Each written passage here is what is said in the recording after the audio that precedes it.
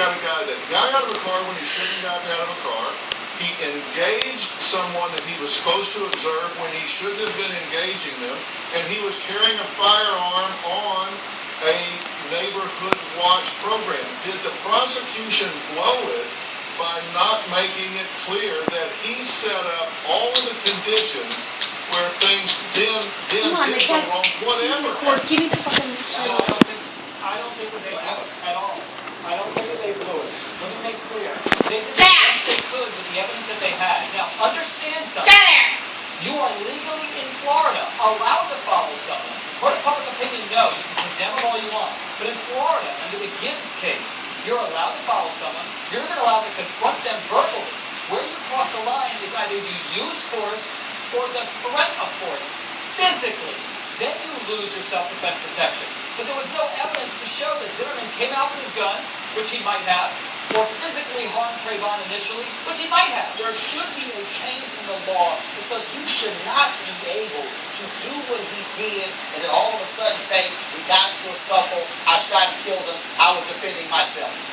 If this was my child instead of Trayvon, you would have to hold me back. I would want to kill Zimmerman. It would take every ounce of energy for me to not wind up in prison.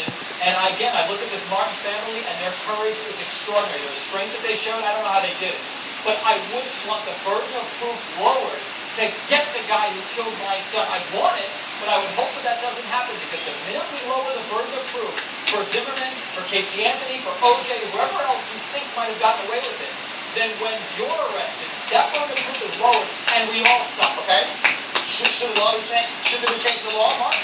But Roland, Mark makes an excellent point here. I can tell you, having worked for many years in the court system, we sometimes judge these juries without understanding what their limitations and instructions are. Because this standard of reasonable doubt, the prosecution stands up and says, coulda, woulda, shoulda. That on its face is admitting reasonable doubt. Yeah. George's best friend says that George did what he had to do to defend himself. Here's what he had to say.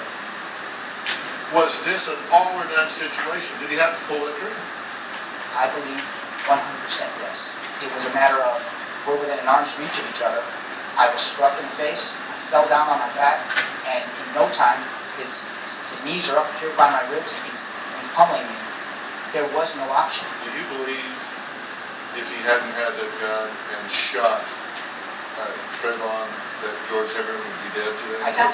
So you think Trayvon would have killed him? I think so. The judge says right off the top, a killing that is excusable or was committed by the use of justifiably deadly force is lawful if it's done while resisting an attempt to murder or commit a felony upon George Zimmerman. And under the stand your ground law, then if he's attacked, then he fully has the right to defend himself, even with deadly force, if he has a perception of threat.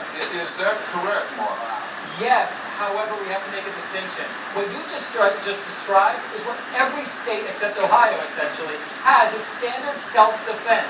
The stand your ground is getting a rotten reputation because it was initially threatened to be used. It was not used in this case.